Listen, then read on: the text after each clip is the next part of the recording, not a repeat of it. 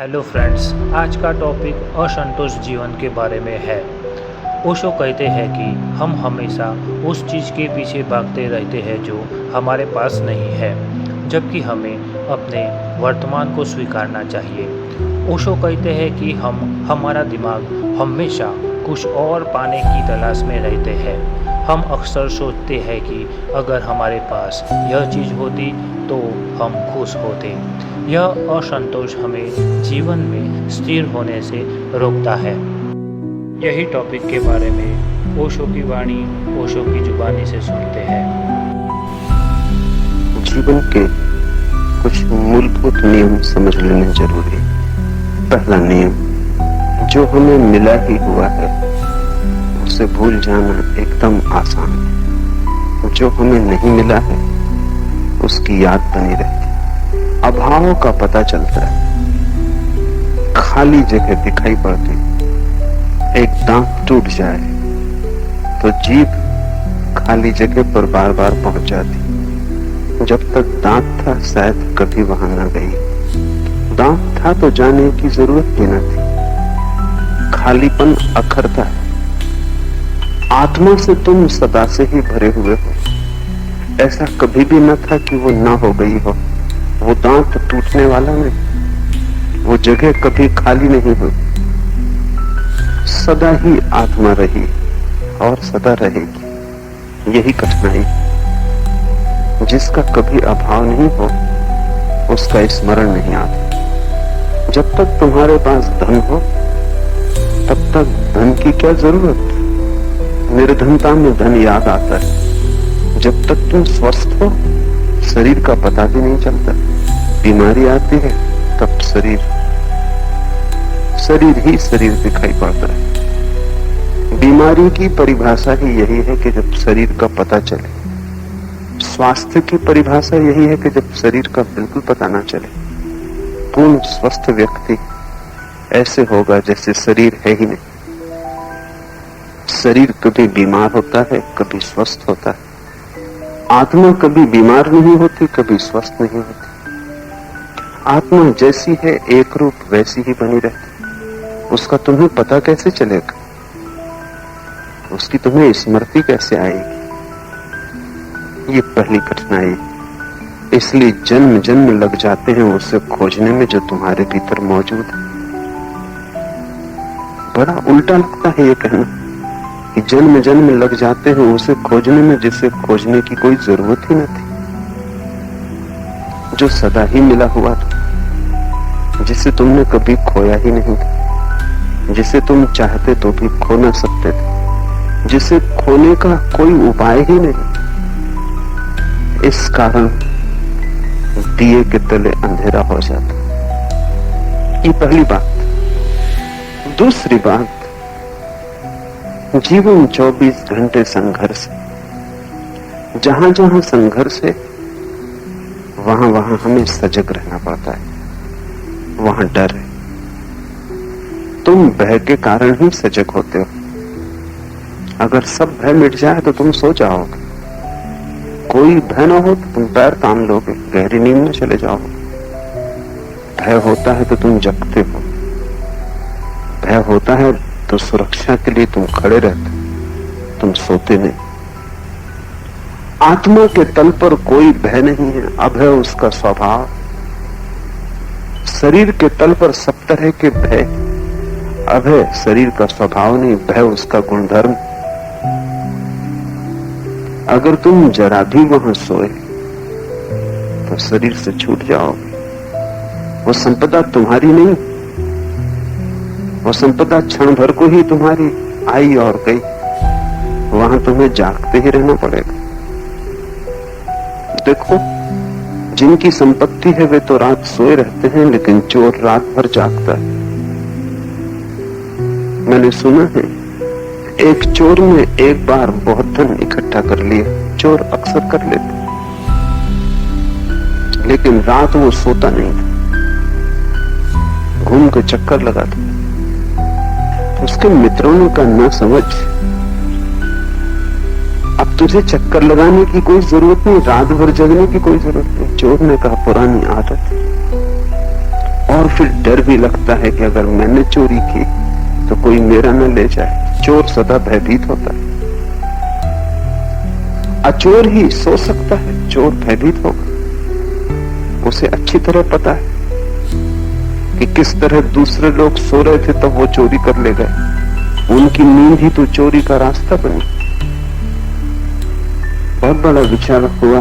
Oscar Wilde, किसी मित्र ने उससे पूछा कि एक किताब मुझे पढ़ने की जरूरत है, बाजार में मिलती नहीं, लाइब्रेरियों में मौजूद नहीं। मैंने सुना है कि वो किताब तुम्हारे पास है, बाजार का निश्चित है, लेकिन मैं दूंगा नहीं। मित्र हैरान हुआ। पुराना संबंध। सिर्फ पढ़ने को किताब मांगता हूं, किताब दोगे नहीं बाजार में।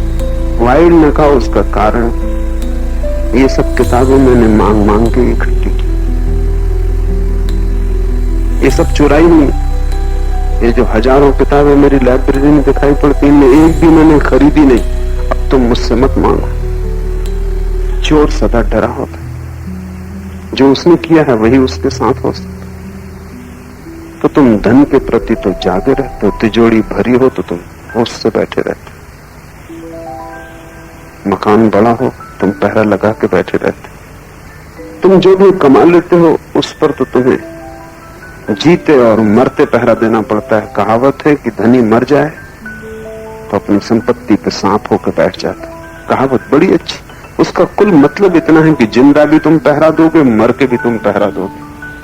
लेकिन आत्मा की संपदा न तो तुमने चुराई, न तुमने किसी से छीनी। वो संपदा सदा ही तुम्हारी रही और वहां कोई भय व्याप्त नहीं होता। तो तुम जागोगे क्यों? जहां भय नहीं वहां तुम जागोगे क्यों?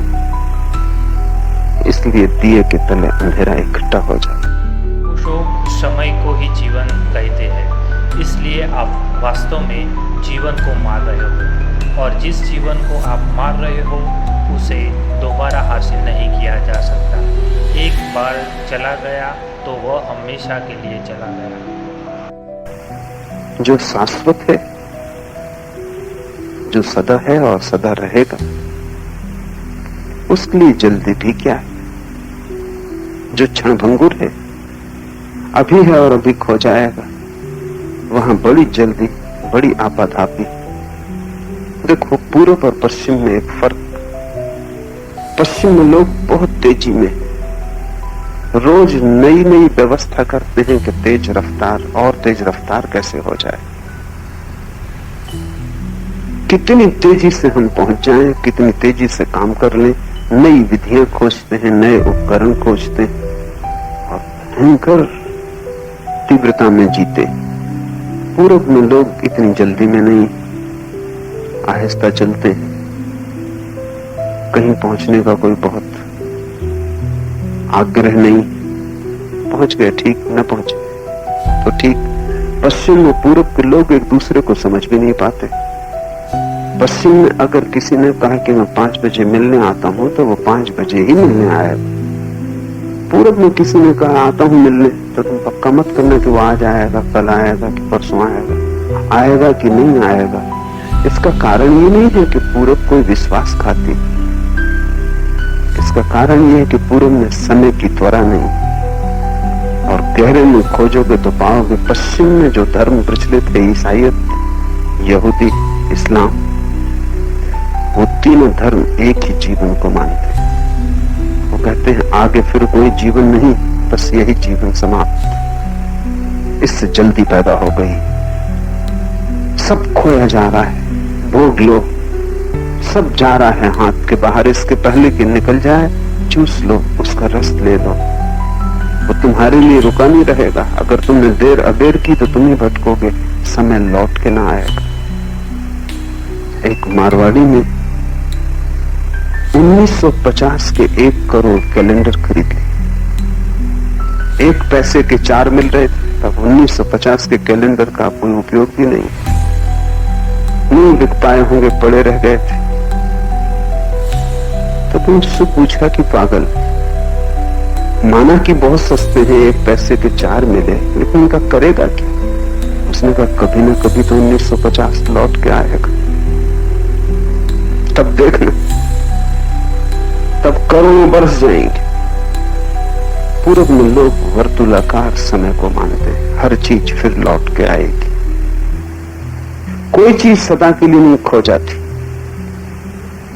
आज खो गई कल मिल सकती, परसों मिल सकती, इस जन्म में खो गई अगले जन्म में मिल जाएगी। इस जन्म में जवानी को खो दिया, घबराओ मत, बहुत बार मिलेगी। इसलिए तेजी नहीं, भागदौड़ नहीं।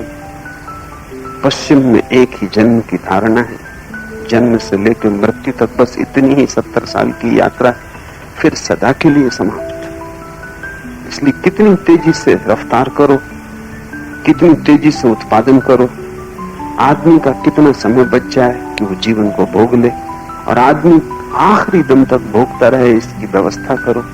ये सारी धारणा पैदा हुई। ये मैं क्यों कह रहा हूं? ये मैं इसलिए कह रहा हूं कि जहां समय कम मालूम पड़े वहां तुम जोर से भागोगे, पकड़ोगे, भोगने में उत्सुक हो जाओगे। और जहां समय शाश्वत है वहां कोई जल्दी नहीं। आज न देखा हर्ज नहीं, कल भी न देखा हर्ज नहीं, जन्मों जन्मों न देखा तो भी हर्ज नहीं, कभी भी देख लेंगे। आत्मा शाश्वत तत्व है, शरीर शाश्वत नहीं। इसलिए तुम शरीर को पकड़ते हो, देखते हो, संभालते हो, खोजते हो, शरीर के सुखों की चिंता करते हो। इसलिए दिया तले अंधेरा इकट्ठा हो जाता। शरीर मरेगा, तुम चाहे स्वीकार करो या न करो, तुम्हारे चित्त में ये तीर छुपा ही है कि शरीर मरेगा। आत्मा अमृत है, तुमने जानी हो न जानी हो, उसका अमृत स्वर तुम्हारे भीतर प्रतिध्वनित हो रहा है। तुम पहचानो न पहचानो, सुनो न सुनो, वो स्वर वहां गूंज ही रहा है। जो अमृत है उसे भूलना आसान, जो मरण धर्म है उसे भूलना कठिन। जो मरण धर्म है उसे जल्दी भोग लो। गणित सीधा और साफ। आत्मा अमृत है, शाश्वत है, वो संपदा खोने वाली नहीं, वहां कभी कोई बीमारी प्रविष्ट नहीं होती। इन सब कारणों के कारण दिए तले अंधेरा है। बुद्ध कितनी ही कहें जल्दी करो तो भी जल्दी नहीं होती। कृष्ण कितना ही समझाएं, तुम समझ लेते हो, फिर जाके अपने संसार में लग जाते। ये बात इतने लोग समझाते फिर भी समझ में नहीं आती। शरीर के संबंध में कोई भी नहीं समझा रहा है, फिर भी समझ में आता है कि भोग लो, ये धारा सदा न रहेगी। ये सारे कारण अगर ठीक से देख लोगे तुम्हें समझ में आएगा कि क्यों चेतना धारा बाहर की तरफ बह रही और भीतर की तरफ नहीं। क्यों तुम बाहर की तरफ देख रहे हो और भीतर नहीं। क्यों तुम धन खोज रहे हो, पद खोज रहे हो, संसार खोज रहे हो, आत्मा, परमात्मा, मोक्ष नहीं। ये बिल्कुल स्वाभाविक घटा है। ये दिया तले अंधारा बिल्कुल स्वाभाविक है। ये वैसे ही है जैसे साधारण मिट्टी के दिए के नीचे अंधेरा होता है, ऐसे ही तुम्हारे नीचे अंधेरा है। ये अंधेरा कब तक रहेगा? जब तक तुमने स्वयं को शरीर माना है, ये अंधेरा रहेगा। जब तक दिया है तब तक अंधेरा रहेगा। ज्योति अकेली हो फिर उसके नीचे कोई अंधेरा नहीं रहेगा। ज्योति सहारे से, थोड़ी देर को सोचो, एक ज्योति मुक्त हो गई अकेली आकाश में, उसके चारों तरफ प्रकाश होगा। लेकिन ज्योति दिए के सहारे, दिया तो ज्योति नहीं, जितनी जगह दिया घेरेगा उतना तो अंधेरे में रहेगी। इसलिए बड़ी विरोधाभासी घटना घटती, दिया सबको प्रकाशित कर देता है और खुद अंधेरे में डूबा रह जाता है। तुम सबको देख लेते हो, बस खुद ही का दर्शन नहीं हो पाता। तुम सबको समझ लेते हो, बस एक ही अनसमझा रह जाता है, वो तुम स्वयं। तुम सबकी सहायता कर देते हो, बस एक ही असहाय रह जाता है, वो भीतर। तुम चारों तरफ संपत्ति के ढेर लगा लेते हो, बस भीतर एक खालीपन, एक निर्धनता रह जाती। जब तक ज्योति शरीर के सहारे, जब तक तुमने समझा है कि मैं शरीर हूं, जब तक ज्योति को ये भ्रांति है कि वो दिया है, मिट्टी का दिया है, जब तक ज्योति ने साफ साफ नहीं पहचान लिया कि दिया मिट्टी है और मैं मिट्टी नहीं, आत्मा अग्नि धर्मा है, शरीर मिट्टी। तुमने देखा कि अग्नि का एक स्वभाव है कि वो सदा ऊपर की तरफ जाती है, ऊपर ऊपर।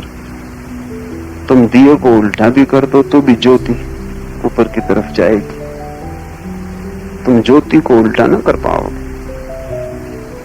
अग्नि का स्वभाव है ऊर्ध्वगमन, इसलिए सारे ज्ञान को उपलब्ध व्यक्तियों ने आत्मा को अग्नि धर्मा कहा है। इसलिए जरथुस्त्र को मानने वाले 24 घंटे दिए को जलाए रखते हैं मंदिर में। वो सिर्फ इस बात की खबर कि अग्नि तुम्हारा स्वभाव है, इसलिए सारी दुनिया में अग्नि की पूजा पैदा हुई। हिंदू सूर्य को नमस्कार करते, वो नमस्कार सिर्फ अग्नि के ऊर्ध्वगामी स्वभाव को। जिस दिन महावीर को निर्वाण उपलब्ध हुआ, उस दिन जैन दीपावली मनाते हैं, महानिर्वाण हुआ। उस दिन वे उनकी ज्योति दिए से मुक्त हुई, उस दिन करोड़ों करोड़ों दिए जलाते। ओशो दिए, तेल और बाती का इस्तेमाल एक दृष्टांत के रूप में करते हैं ताकि जीवन के सत्यों को समझाया जा सके। दिया जीवन का प्रतीक है, तेल अनुभव है और बाती मन। तो के शब्दों में एक दिया बिना बाती के और बिना तेल के जल सकता है। यह वह प्रकाश है जो तुम्हारे भीतर है, इसे तुमने कभी नहीं खोया है, एक क्षण के लिए भी नहीं। ओशो का दिया, तेल और बाती का दृष्टांत हमें बताता है कि जीवन के सच्चे प्रकाश को खोजने के लिए हमें अपने अनुभव और मन से परे देखना चाहिए। तुमने देखा कि अग्नि का एक स्वभाव है कि वो सदा ऊपर की तरफ जाती है, ऊपर ऊपर। तुम दिए को उल्टा भी कर दो तो भी ज्योति ऊपर की तरफ जाएगी, तुम ज्योति को उल्टा ना कर पाओगे। अग्नि का स्वभाव है ऊर्ध्वगमन, इसलिए सारे ज्ञान को उपलब्ध व्यक्तियों ने आत्मा को अग्नि धर्मा कहा है। इसलिए जरथुस्त्र को मानने वाले 24 घंटे दिए को जलाए रखते हैं मंदिर में। वो सिर्फ इस बात की खबर कि अग्नि तुम्हारा स्वभाव है, इसलिए सारी दुनिया में अग्नि की पूजा पैदा हुई। हिंदू सूर्य को नमस्कार करते, वो नमस्कार सिर्फ अग्नि के ऊर्ध्वगामी स्वभाव को। जिस दिन महावीर को निर्वाण उपलब्ध हुआ, उस दिन जैन दीपावली मनाते, महानिर्वाण हुआ। उस दिन वे उनकी ज्योति दिए से मुक्त हुई, उस दिन करोड़ों करोड़ों दिए जलाते। हिंदुओं की बजाय जैनों की दिवाली ज्यादा सार्थक है। हिंदू तो लक्ष्मी की पूजा के लिए दिवाली मनाते, बड़ी उल्टी। तुम अग्नि को भी लक्ष्मी की पूजा में लगाते, जो ऊर्ध्वगामी है उसको भी अधोगामी की तरफ लगाते। तुम दिए भी जलाते हो तो भी संसार को प्रकाशित करने के लिए। जैनों की दिवाली ज्यादा अर्थपूर्ण, वे इसलिए मनाते हैं दिवाली कि उस रात महावीर महानिर्वाण को उपलब्ध हुए। अमावस की रात महावीर ने ठीक रात चुनी, बुद्ध ने पूर्णिमा की रात ज्ञान उपलब्ध किया, पर महावीर ने ज्यादा ठीक रात चुनी। अमावस की अंधेरी रात सब तरफ अंधकार है और महावीर प्रकाश हो गए। उस अंधकार में वो प्रकाश ठीक विरोध के कारण प्रगाढ़ होकर दिखाई पड़ा।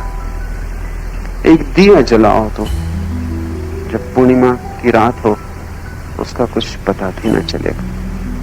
अंधेरी अमावस में एक दिया जलाओ उसकी रोशनी बड़ी प्रगाढ़ होगी। तो जैनों की दिवाली ज्यादा सार्थक है, लेकिन कोई जैन उसको मनाता नहीं। सब जैन हिंदुओं की दिवाली मना रहे हैं। कब उन्होंने भी लक्ष्मी की पूजा शुरू कर दी कहना मुश्किल। मन तो हिंदुओं का ही है, उसमें कोई बहुत फर्क नहीं पड़ता। वो भी धन की ही पूजा कर रहे हैं। आदमी जैसा है वो सभी चीजों को मिट्टी की तरफ नियोजित कर देता है। वही कारण है कि हमारी चेतना बाहर की तरफ देखती है। ये कुछ स्वाभाविक है। बच्चा पैदा होता है तो स्वाभाविक है कि पहले बाहर देखे। जैसे ही बच्चे का जन्म होता है आंख खोलेगा, बाहर का संसार दिखाई पड़ेगा। कान खोलेंगे, बाहर की दुनिया सुनाई पड़ेगी। हाथ फैलाएगा, मां को छुएगा, स्पर्श करेगा, बाहर की यात्रा शुरू हो गई। फिर प्रतिपल की जरूरतें हैं। बच्चे को भूख लगेगी तो रोएगा, चिल्लाएगा। भूख भीतर तो नहीं भर सकती, बाहर से भरनी पड़ेगी। प्यास लगेगी तो रोएगा, पानी तो बाहर से मांगना पड़ेगा, भीतर तो कोई जल के स्रोत नहीं। बाहर में धीरे धीरे निमज्जित होता जाएगा। धीरे धीरे बाहर ही सब कुछ हो जाएगा, भीतर की कोई याद ही ना आएगी। तुम भूल ही जाओगे कि तुम भी हो। प्यास ही नहीं है, जिसको प्यास लगती है वो भी है। भूख ही नहीं है, जिसको भूख दिखाई पड़ती है वो भी है। ये हाथ जो तुम्हें छूता है यही नहीं है, तुम ही नहीं हो जिन्हें छूता हूं। इस हाथ के भीतर जो छिपा है, जिसके बिना हाथ हिल भी ना सकेगा, वो भी है। वो धीरे धीरे भूल जाएगा, तुम उसके आदी हो जाओगे। और वो इतना शांत है कि उसका तुम्हें पता भी न चलेगा। उसकी आवाज इतनी धीमी है कि इस बड़े कोलाहल में जो बाहर हो रहा है वो आवाज खो जाएगी। ऐसी ही है जैसे कोई बाजार में धीमे धीमे गीत गाता हो। दो फकीर एक रास्ते से गुजरते थे। अचानक एक फकीर ने कहा कि सुना, अजान का समय हो गया। मस्जिद से अजान की आवाज आई, सांझ का वक्त। दूसरे फकीर ने कहा, हैरान कर दिया तुमने। इस बाजार के कोलाहल में, जहां हजारों लोग भाव कर रहे हैं, चीजें बेच रहे हैं, चिल्ला रहे हैं, जहां कुछ समझ में नहीं आता, तुम्हें अजान मस्जिद की कैसे सुनाई पड़ी? उस दूसरे फकीर ने कहा, जिस तरफ ध्यान लगा हो वो कहीं भी सुनाई पड़ जाएगा। उसने कहा, देख तुझे मैं प्रत्यक्ष प्रमाण देता हूं। खीसे से 1 रुपया निकाला, जोर से रास्ते पर पटका, खन्न की आवाज हुई। वो सब जो बड़े शोरगुल मचा रहे थे, दुकानदार, ग्राहक, चिल्लाने वाले, सब एकदम दौड़ पड़े। रुपया, उन सबका ध्यान, आवाज वो कहीं भी लगा रहे हैं लेकिन रुपये पर लगा है। उसी के लिए तो सारी आवाज चल रही। उन्हें अजान सुनाई ना पड़ी जो कि रुपये की आवाज से बहुत तेज थी। रुपये की आवाज तत्क्षण सुनाई पड़ गई, वहां ध्यान लगा। भीतर तो सतत रुपये के लिए धुन चल रही, उसका जाप चल रहा है। वही तुम्हारा महामंत्र। तुम वही देख पाते हो जिस तरफ तुम्हारी वासना दौड़ रही। तुम वही सुन पाते हो जिस तरफ तुम्हारे कान लगे। तुम वही पकड़ पाते हो जो तुम चाहते हो। एक बड़ा चित्रकार शास्त्रीय चित्रों के संबंध में एक सभा में बोल रहा था। उसने कोई 2 घंटे तक चित्रकला की बड़ी सूक्ष्मतम गहराइयों में प्रवेश किया। चित्रकला के बड़े सूक्ष्म पहलू उगाड़े और समझाए। मन प्रमुग्ध थे लोग। और अंत में उसने पूछा कि कोई सवाल? कुछ पूछने को न था, तो उसने करीब करीब जो भी पूछा जा सकता था सब कह दिया था। लोग तो चुप रहे, लेकिन एक बूढ़ी औरत खड़ी हो गई। उसने कहा, एक सवाल है, इस फर्श को साफ करने के लिए किस पालिश का उपयोग किया गया, वो जिस हाल में सभा हो रही थी, इसमें कौन सा तेल लगाया गया कि इतना चमचमाहट मालूम हो रही। चित्रकला की लंबी कथा, चित्रों के रहस्य का सारा निवेदन व्यर्थ गया। ये स्त्री पूरे वक्त फर्श को ही देखती रही होगी और उसने सोचा कि ये आदमी रंगों और चित्रों के संबंध में इतना जानता है कि फर्श पे कौन सा तेल लगा के इसको चमकाया गया है, जरूर जानता होगा। ये औरत घर में फर्श चमकाने में लगी रहती होगी। कुछ औरतें हैं जिनका दिमाग इसी में खराब हो जाए, वो फर्श ही चमकाती रहती, उनको खुद को चमकाने का मौका ही नहीं आता। वो घर की सफाई में लगी रहती, उन्हें भीतर की सफाई का समय ही नहीं मिलता। पर जिस तरफ ध्यान लगा हो वो बात तत्क्षण समझ में आ जाती। तुम चूंकि बाहर की तरफ ध्यान लगाए हुए हो, बाहर समझ में आता है। कब तुम भीतर की तरफ ध्यान लगाओगे, क्या होगा? क्या बुद्ध पुरुष तुम्हें भीतर की तरफ ध्यान लगवा सकते हैं? अगर लगवा सकते तो ये बात कभी की घट गई होती। कोई तुम्हारे ध्यान को भीतर की तरफ नहीं लगवा सकता जब तक कि तुम बाहर से ऊब ना जाओ, जब तक कि तुम बाहर से ऐसे विपन्न ना हो जाओ, इतने क्षुब्ध ना हो जाओ, बाहर इतना व्यर्थ ना दिखाई पड़ने लगे कि तुम खुद ही पूछो कि कोई और यात्रा भी है कि बाहर की यात्रा समाप्त हुई। लेकिन अभी वो घड़ी नहीं आई, अन्यथा तुम भीतर झांक के देख लेते। मेरे पास लोग आते, वो कहते हैं बड़ी कठिनाई है ध्यान लगाने। कठिनाई जरा भी नहीं, अभी बाहर की वासना नहीं मरी, वही कठिनाई है। और समाज ने जैसा तुम्हें ढांचा दिया है उसमें वो बाहर की वासना मर नहीं पाती। इसे थोड़ा समझना, ये थोड़ा कठिन। समाज ने तुम्हें जो ढांचा दिया है उसके कारण बाहर की वासना न तो तृप्त हो पाती है और न मर पाती। तृप्त हो जाए तो मर जाए, क्योंकि सभी तृप्ति तुम्हें उबा जाती। अगर तुम ऐसे समाज में रहते हो जहां स्त्रियां बुर्का ओढ़े हुए, तो हर स्त्री जो रास्ते से निकलेगी उसमें तुम्हारी उत्सुकता होगी। वो चाहे भीतर कुरूप, लेकिन बुर्का उत्सुकता जगाएगा। पश्चिम में लोग स्त्रियों में इतने उत्सुक नहीं। समुद्र तट पर स्त्रियां नग्न लेटी रहती हैं, पास से लोग गुजर रहे हैं, कोई देख भी नहीं रहा, किसी को प्रयोजन नहीं। स्त्री उघड़ा हुआ सत्य हो गई, अब उसमें कुछ छिपाने को नहीं। पूरब के लोग ज्यादा चालबाज थे।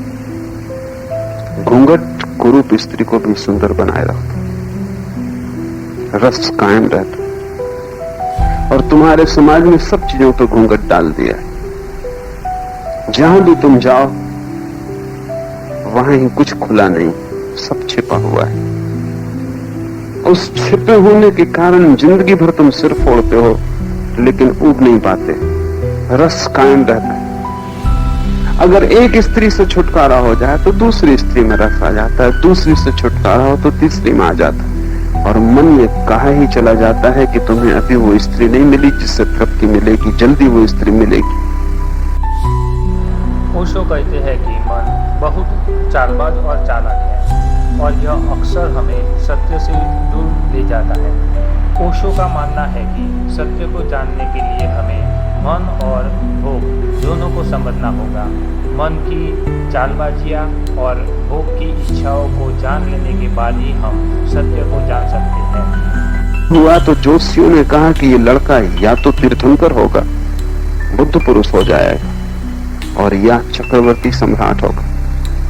स्वभावतः बाप ने सोचा कि तीर्थंकर होने में क्या सार, भिक्षु सन्यासी होने में क्या रस। चक्रवर्ती सम्राट हो तो मेरे अहंकार को रस होगा, सारी दुनिया का राजा बन जाए। तो बाप ने ज्योतिषियों से पूछा कि तुम मुझे बताओ कि मैं ऐसे तीर्थंकर होने से कैसे रोकूं। बस यही भूल हो गई। अगर मुझसे पूछा होता तो मैं कहता कि सब स्त्रियों पर घूंघट डाल दो, सब स्त्रियों को मुसलमान बना दो,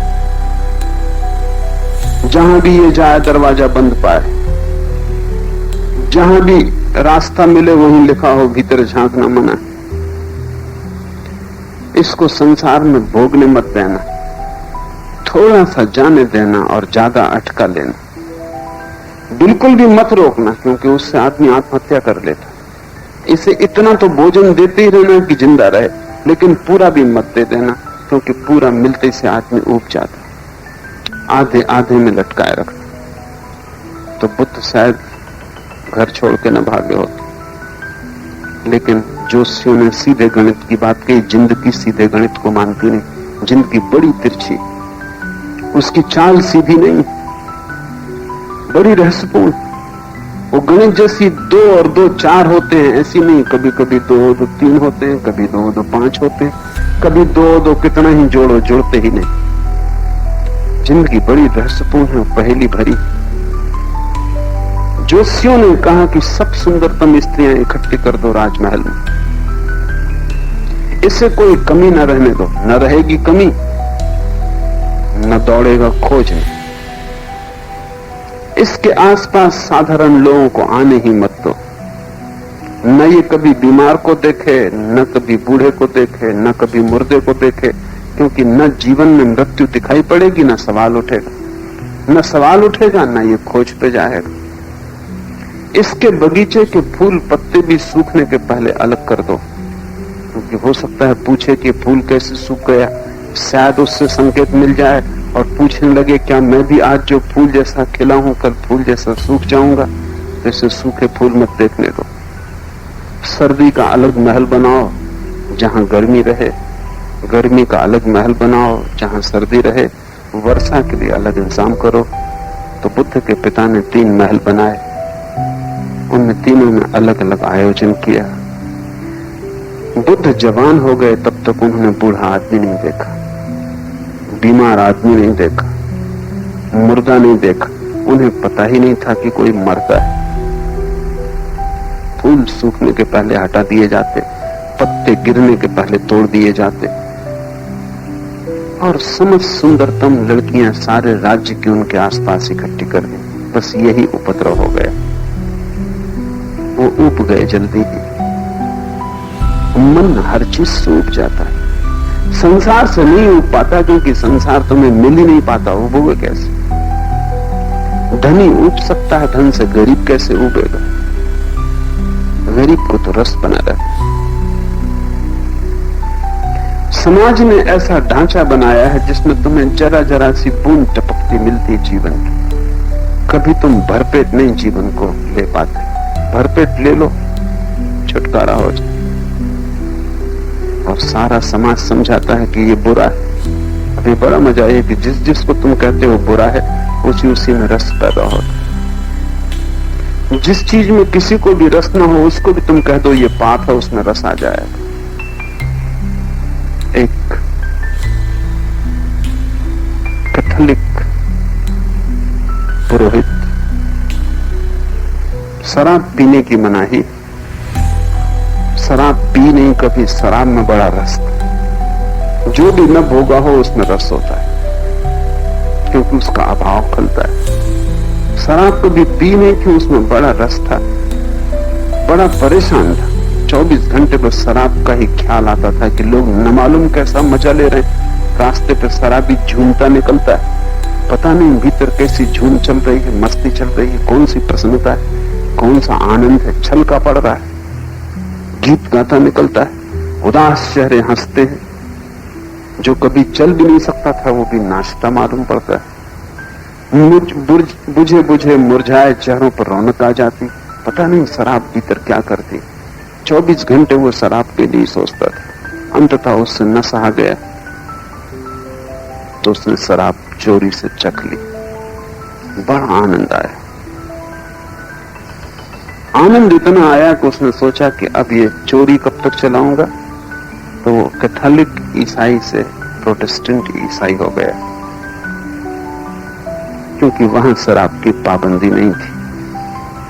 वहां दिल खोल के शराब पीने लगा। कुछ दिन बाद उसने अपनी डायरी में लिखा कि कि जो मजा कैथोलिक होकर शराब पीने में था वो प्रोटेस्टेंट होकर नहीं।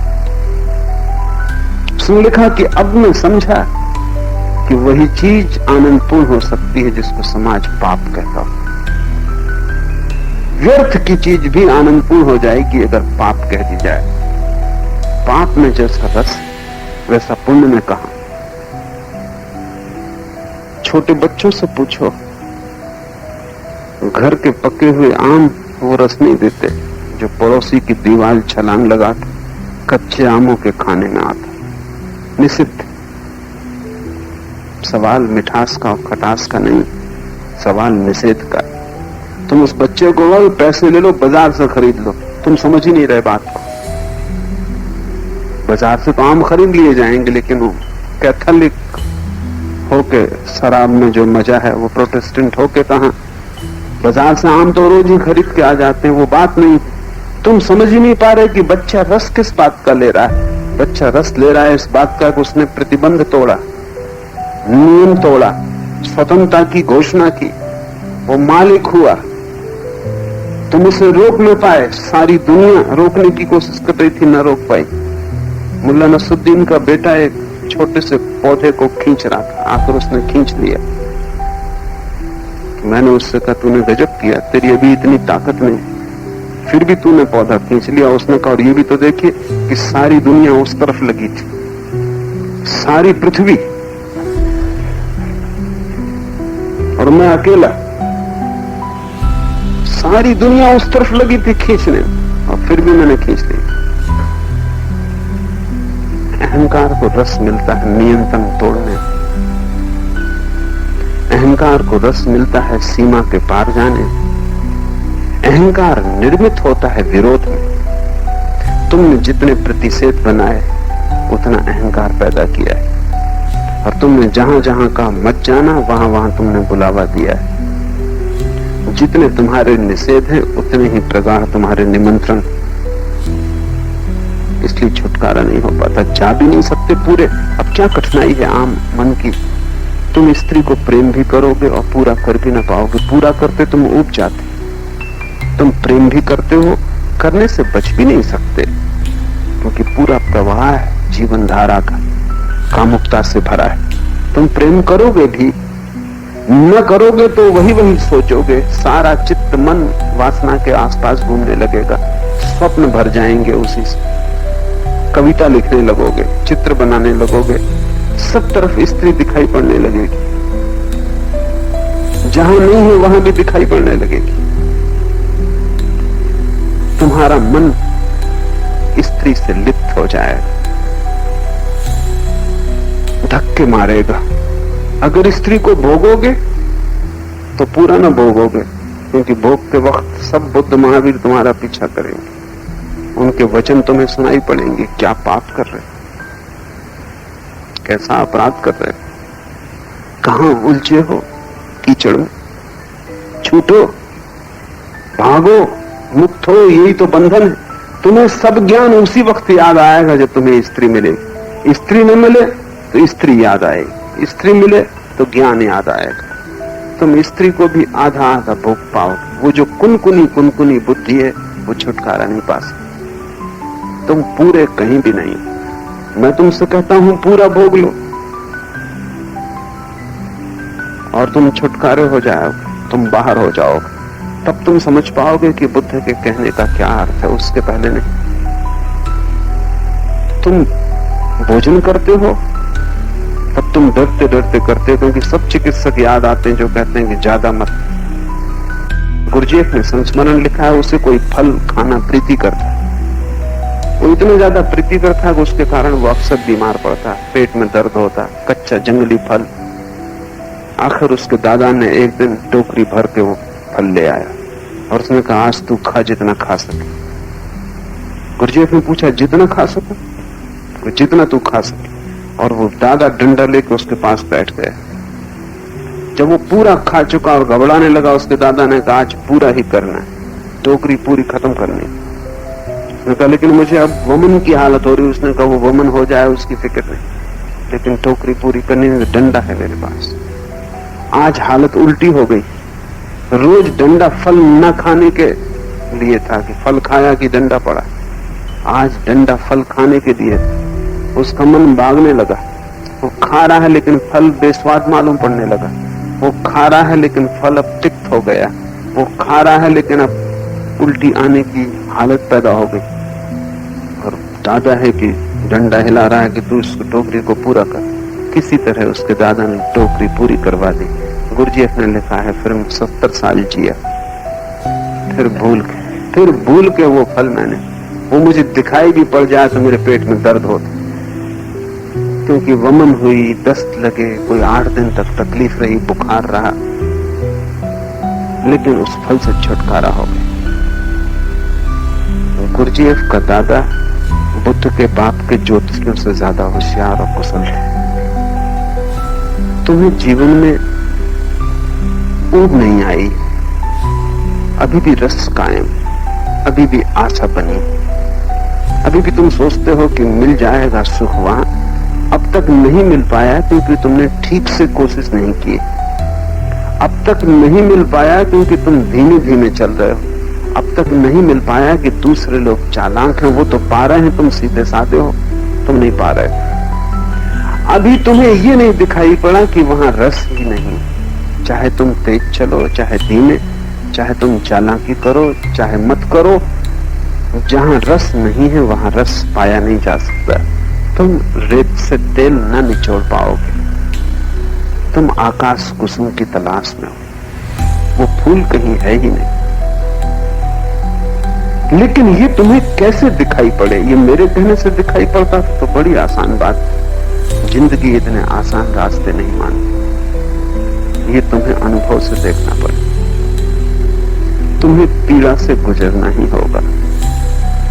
तुम्हें उस सीमा तक जाना पड़ेगा जहां तुम्हारे सब सुख दुख हो जाएं। इसे स्मरण रखो, जहां तुम्हारे सब सुख दुख हो जाएं, वहीं संन्यास का जन्म, और वहीं से दिए के नीचे का अंधेरा मिटना शुरू होता, क्योंकि तब रोशनी भीतर लौटने लगती है। तब ये यात्रा समाप्त हुई, बाहर कुछ भी नहीं।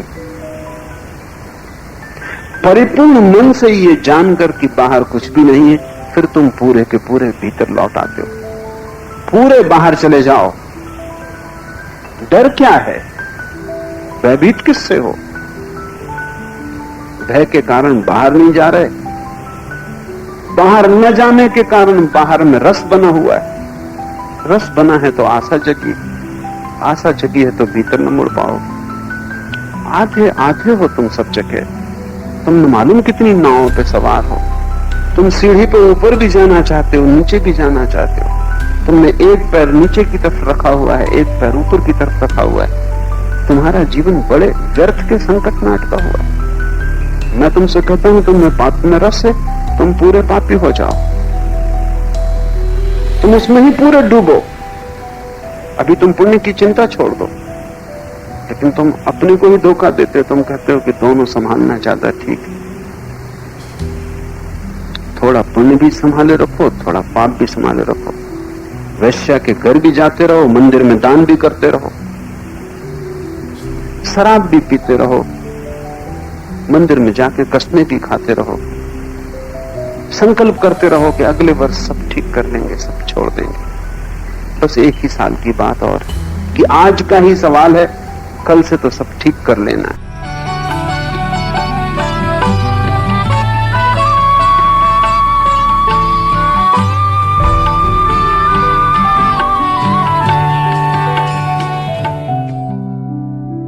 अगर स्टोरी अच्छी लगी तो चैनल को लाइक, शेयर और सब्सक्राइब करना मत भूलना। Have a nice life.